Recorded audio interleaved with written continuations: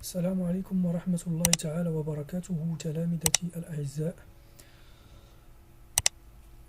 سنتعرف اليوم على درس جديد في جزء الكهرباء تابع للدرس السابق، ألا وهو القدرة الكهربائية بالنسبة للمستوى الثالث إعدادي مسلك دولي.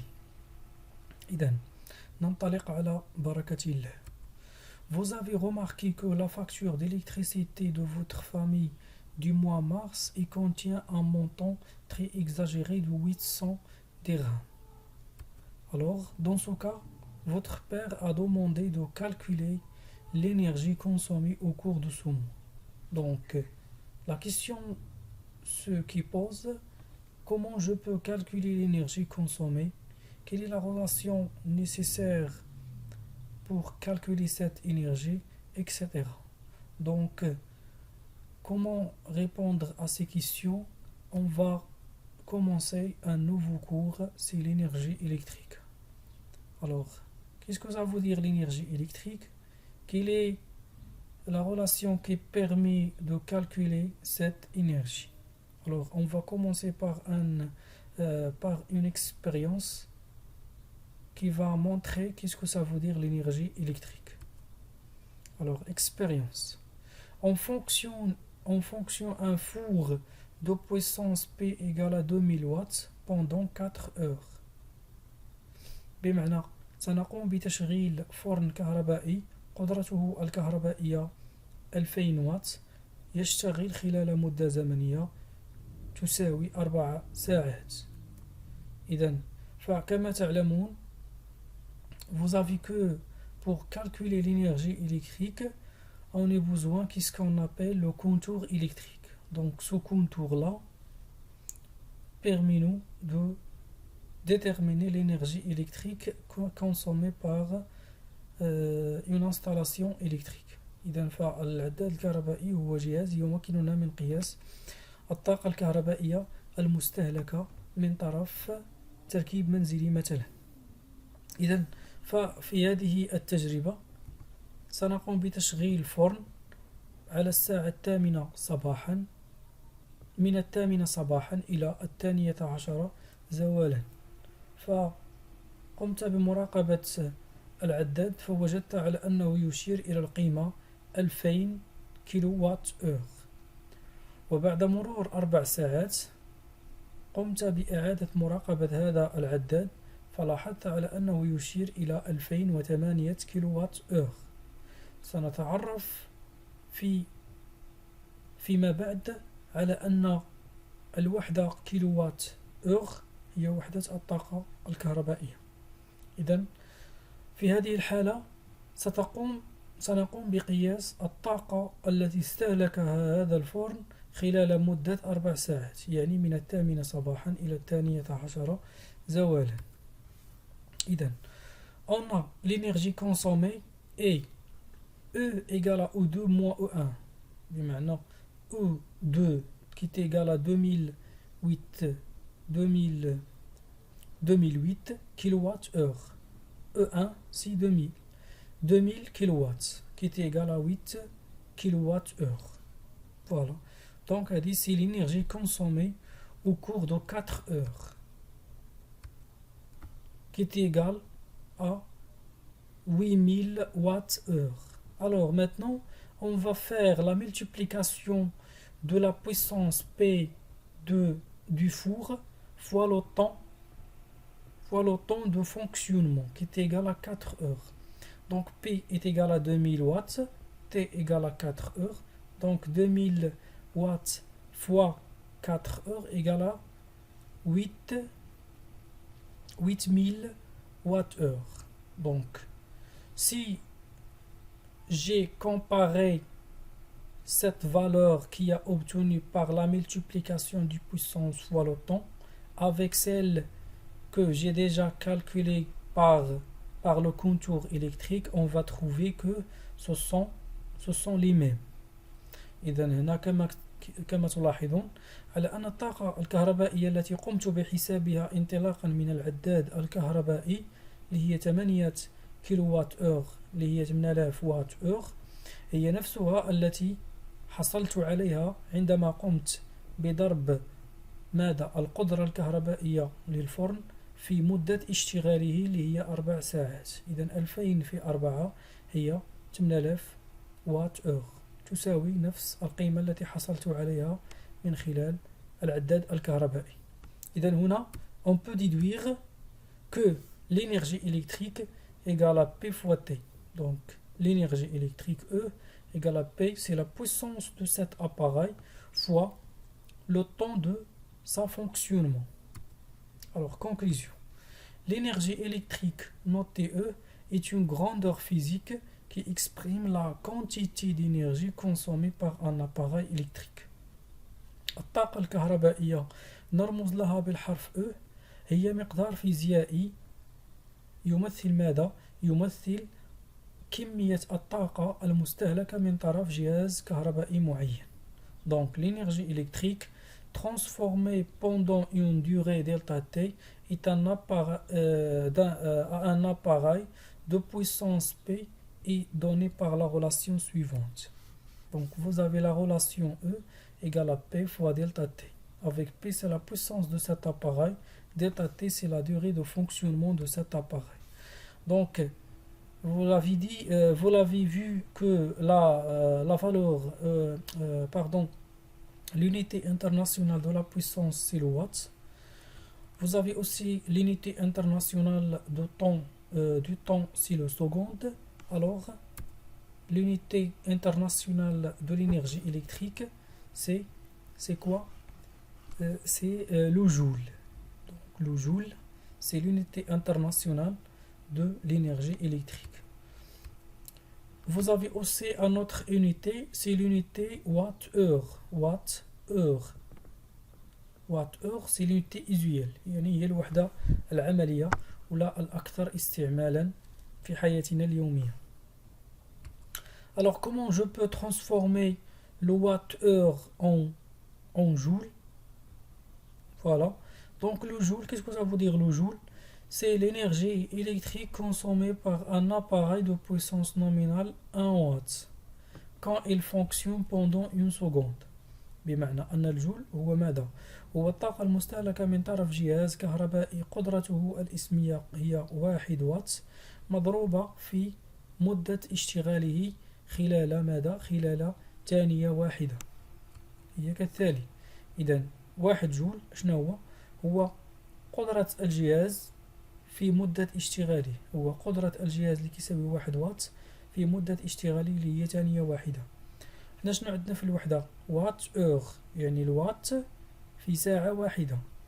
إذا كيفاش غادي نحسب أنا كم تساوي من جول؟ دونك عندي الوات اور، إذا 1 وات في ساعة واحدة، ونعلم أن ساعة واحدة فهي تحتوي على 3600 ثانية. إذا 1 في 3600 ثانية فهي 360 جول. مفهوم؟ دونك إذا 1 وات اور هو 3600 جول. إذا هنا عندنا علاقة التي تمكننا من التحويل من الوات اور إلى الجول ثم من الجول نحو الوات اور. Alors pour transformer du watt-heure vers le joule, on va multiplier par 3600. L'inverse, on va diviser par 3600. Remarque, l'énergie électrique consommée par un appareil de chauffage avec une résistance R, ainsi que pour les résistances ou bien pour les conducteurs ohmiques, sont caractérisés par ce qu'on appelle la résistance. يعني بالنسبة للموصل الأومي أو بالنسبة لجهاز التسخين فهي أجهزة تتوفر على مقاومة كهربائية، وهذه المقاومة الكهربائية فهي تخضع لماذا؟ كما رأينا في الدرس الأول في جزء الكهرباء ألا وهو قانون أوم. إذا فبالنسبة للأجهزة الكهربائية التي تقوم بالتسخين فهي تحول ماذا؟ فهي تحول الطاقة الكهربائية إلى ماذا؟ إلى طاقة حرارية. كيسكون أبيل لي في جول اللي هو مفعول الجول. مفعول الجولة شنو هو أن جهاز معين كالمكواة أو الفرن ماذا يفعل؟ فهو يحول الطاقة الكهربائية إلى طاقة حرارية. يعني هذا هو مفهوم مفعول الجول. ليفيت جول. مفعول الجول هو تحويل الطاقة الكهربائية إلى طاقة حرارية من طرف جهاز التسخين. جهاز التسخين هو فقط الذي يقوم بهذه العملية، أو أي جهاز يحتوي على ماذا؟ une résistance électrique، يحتوي على مقاومة كهربائية. إذن فقلنا كما نعلم أن l'énergie consommée si E égale à P fois delta T، يعني العلاقة اللي توصلنا لها مؤخرا. ألوغ في الدرس السابق شنو لاحظنا؟ P لا بويسونس اش كتساوي لينا؟ هي U fois I. Donc P كتساوي U fois I.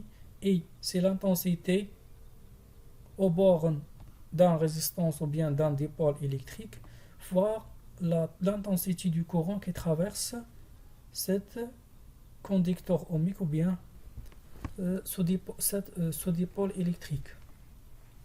Et donc je remplace 2 dans 1. Donc on va trouver E égale à U fois I fois delta T. Donc نبدلت عوضت P ب U fois I. Puisque donc ولدينا كذلك ماذا؟ Puisque U égale à R fois I. علاش؟ لأن les appareils de chauffage هذه شنو هو هذا؟ سي لا لوا دوم، هو قانون أوم، فهي تخضع لقانون أوم. U égale à R fois I. Donc je remplace U par la relation R fois I. Donc je remplace 4 dans 3 et on va obtenir la relation finale E égale à R fois I carré fois delta T. I carré c'est I fois I. Il y a I au carré. Voilà, c'est la relation qui permet de calculer l'énergie électrique consommée par un appareil de chauffage. Alors maintenant, on va passer à la deuxième partie, c'est l'énergie électrique dans une installation domestique.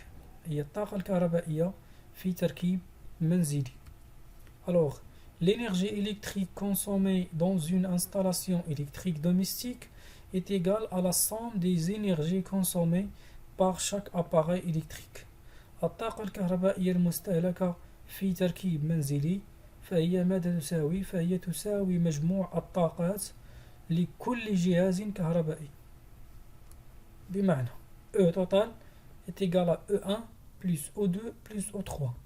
فمثلا إذا كان عندي واحد التركيب منزلي يحتوي على فرن، فسنقوم بحساب الطاقة الكلية لهذا التركيب المنزلي الذي يحتوي على فرن ويحتوي مثلا على مكواة ويحتوي على مصباح.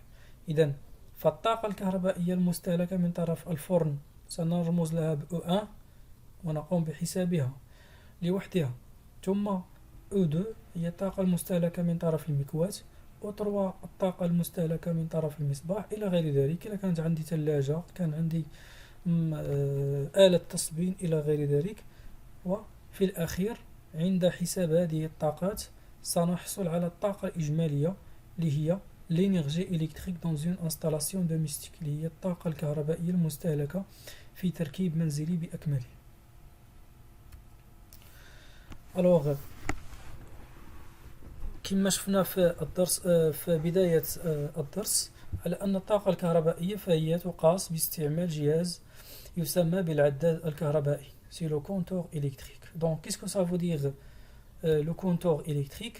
Donc c'est un appareil permet de mesurer l'énergie électrique consommée par une installation électrique. يعني هو جهاز يمكننا من قياس الطاقة المستهلكة من طرف تركيب كهربائي معين. Alors, le compteur électrique, il est composé par plusieurs éléments. Donc, vous avez le principal, c'est le disque. يعني هو قرص العداد، وهذا le disque du compteur. قرص العداد اللي هو عبارة عن قرص يقوم بالدوران أثناء استهلاك الطاقة. وخلال هذا الدوران نجد هنا l'énergie consommée، يعني هي الطاقة المستهلكة، تظهر على شكل أرقام هنا. هنا كذلك لدينا الوحدة العملية اللي هي الكيلووات اور، يعني الوحدة اللي كيستعملها هذا الجهاز، يعني كيحسب لي الطاقة بالكيلووات اور، هي فقط وحدة عملية. Et vous avez la plus importante du compteur, c'est la constante du compteur، هي ثابتة العداد. هذه ثابتة مهمة جدا سنتعرف عليها فيما بعد وسنعرف ما دورها ولماذا تكتب على العداد. دونك هنا مثلا فهي سي la constante du compteur est égale à 2,5. Donc 2,5 Wh par tour. Voilà. Alors la constante du contour, c'est l'énergie consommée pendant un tour complet du disque du contour d'unité Wh par tour. ما معنى ثابتة العداد؟ هي الطاقة المستهلكة خلال دورة واحدة كاملة يقوم بها قرص العداد. الوحدة ديالها هي الوات اور بار تور. اكزامبل، مثال، فمثلا إلا كان عندي عداد كهربائي ثابتته تساوي 2 وات اور بار تور. Lorsque le disque effectue un tour, cela veut dire que la valeur d'énergie consommée dans l'installation de la maison est 2 watts heure. بمعنى إذا كان عندي واحد العداد يحمل الثابتة التالية اللي هي 2 وات اور بار تور، يعني أن العداد عندما يقوم بدورة واحدة كاملة فهذا يعني على أن التركيب الكهربائي فهو يستهلك طاقة كهربائية قيمتها 2 وات اور. إكزامبل، دونك هنا مثلا عندنا عداد كهربائي، عندنا هنايا لو نومبر دو تور، عدد الدورات، هنا لينيرجي كونسومي، الطاقة المستهلكة هنا راه عندنا بالوات اور، عدد الدورات كيكون عندي بالتور، هنا عندي قرص العداد، وهنا عندي ثابتة العداد اللي هي 2 وات اور بار تور. فوالا، دونك هنا كنلاحظ على أن العداد بدأ في عملية الدوران، فعندما يكمل دورة واحدة، لاحظ تري بيان، دونك هنا عندما أكمل دورة واحدة هي نومبر دو تور، فأشار العداد على أنني قد استهلكت ماذا؟ استهلكت 2 وات اور، أن الطاقة الكهربائية التي استهلكتها هي 2 وات اور. دونك هذا هو الدور. إذن quelle est la relation entre la constante et l'énergie؟ في هذه الحالة شنو هي العلاقة اللي كتربط لي ثابتة العداد بالطاقة؟ إذن كما تلاحظون في الأمثلة التالية، pour 2 tours، في هذه الحالة اللي دار لي 2 دورات، pour 2 tours، دونك او اش كتساوي ليا؟ هي 2 tours فوا 2 وات اور، هذه شنو هي ثابتة العداد، شحال استهلكت؟ 4 وات اور. في الأول فاش درت دورة واحدة استهلكت 2 وات اور، دابا فاش درت 2 دورات استهلكت 4 وات اور. كذلك في المثال الثاني. إذن من هنا نستنتج ماذا؟ On peut déduire la relation qui permet de calculer l'énergie électrique consommée par une installation électrique. Si E égale à N fois C. Donc C كما لاحظنا هي ثابتة العداد، E هي l'énergie consommée. Mais N c'est le nombre de rotations de disque، هو عدد الدورات ديال هذاك القرص العداد. إذن هذه العلاقة اللي كتمكنني من قياس ماذا؟ من قياس الطاقة الكهربائية المستهلكة من طرف منزل وبالاعتماد على العداد الكهربائي. Maintenant, comment lire une facture électrique؟ يعني هنا كيفاش غادي نقوم بقراءة فاتورة كهربائية؟ فالفاتورة الكهربائية فهي تتوفر أو لا تتكون من صفحتين. الصفحة الأولى تحتوي على المعلومات الشخصية للمستهلك، ثم مجموعة من المعطيات، بينما الصفحة الثانية فهي تحتوي على مجموعة من المعطيات خاصة بكل شهر. بكل شهر استهلاك. إذن فمثلا إذا أخذت فاتورة كهربائية سنلاحظ هنا على وجود ancien indice. ancien indice البيان السابق هنا نلاحظ هو 6000 ولا بالحصرة 6000 كيلووات أور. ثم تاريخ الذي أخذت فيه هذه الفاتورة هو 7/1/2015. يعني هناك تاريخ، يعني كل 17 سيأتي العامل الذي يشتغل في المكتب الوطني للكهرباء بأخذ بيانات العداد. إذن فالبيان السابق فهو بالنسبة للشهر لبداية الشهر، يعني في بداية الشهر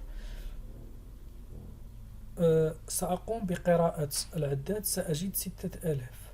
ففي نهاية الشهر اللي هو البيان الحالي يعني البيان النهائي يعني في نهاية الشهر نوفيل انديس هنا كنلاحظ كيساوي لي 7000 كيلووات أور. إذن فما هي الطاقة التي استهلكتها خلال هذا الشهر؟ إذن فهي البيان الحالي ناقص البيان السابق، يعني 7000 كيلووات أور moins 6000 watt heure. Dans ce cas, on va trouver qui est égal à 1000 كيلووات أور. يعني هذه هي كمية الطاقة المستهلكة. هنا سنجد سعر الوحدة. ما معنى سعر الوحدة؟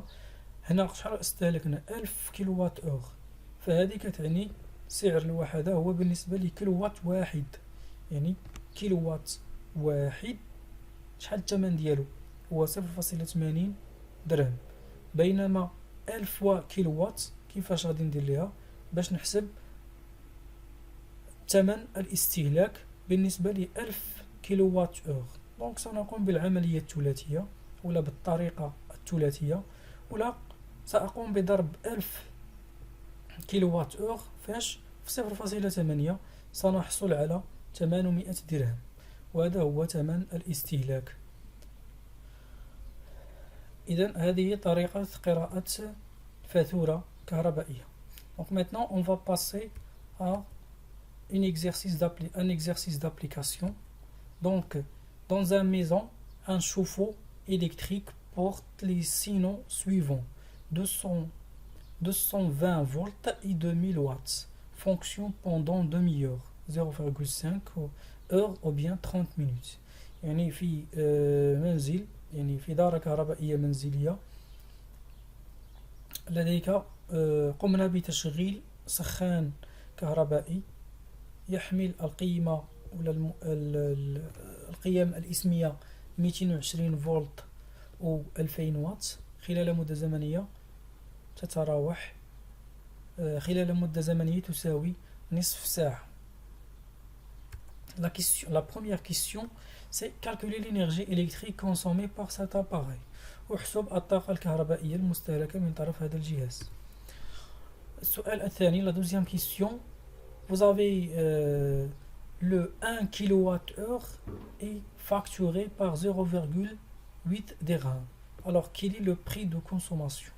Donc هنا مع العلم على أن 1 كيلووات أور هو ثمن ماذا؟ 1 كيلووات أور يحسب ب 0.8 درهم، يعني كل 1 كيلووات أور كنحسبوا ليه 0.8 درهم. Alors la correction, donc l'énergie consommée par le chauffe-eau, c'est d'indice ou bien des signaux 220 volts et 2000 watts pendant demi-heure. Alors ainsi que E égale à P fois delta T, donc E égale à 2000 watts fois 0,5, donc c'est la relation que nous avons déjà traitée. Donc هذه العلاقة اللي توصلنا لها في نهاية الدرس. donc E كتساوي لي la puissance égale à la puissance électrique ولا القدرة الكهربائية لهذا الجهاز هي 2000 وات مضروبة في ماذا؟ مضروبة في 0.5 اللي هي مدة الاشتغال. وهنا يجب أن فمثلا إذا كانت عندي دلتا تي بالسكوند فيجب أن أحولها إلى الساعة باش نحصل على الوحدة وات أور. إذا هنا فالقيمة قيمة الطاقة الكهربائية المستهلكة E égale à 1000 وات أور، هي 1000 وات أور هي الطاقة المستهلكة. إذا ثمن الاستهلاك ولا ثمن الطاقة المستهلكة، donc le prix de consommation, donc l'énergie consommée est 1000 وات أور، ça veut dire qui est égal à 1 كيلووات أور. يعني غادي نستعمل طابلو دو كونفرسيون، جدول التحويلات، وغادي نحول 1000 وات أور لواحد كيلووات أور. هذا درناه في الدرس السابق كيفاش كنحول من وحدة إلى أخرى. دونك هنا كما كتلاحظوا أن في التمرين لاحظنا على أن 1 كيلووات أور يحتسب ب 0.8 دراهم. إذا حنا شحال عندنا من كيلووات أور؟ حنا عندنا غير 1 كيلووات أور، هذه هي اللي تستهلكات. إذا فالثمن هو 0.8 دراهم. إذا فشكرا على حسن انتباهكم، وإلى درس آخر إن شاء الله.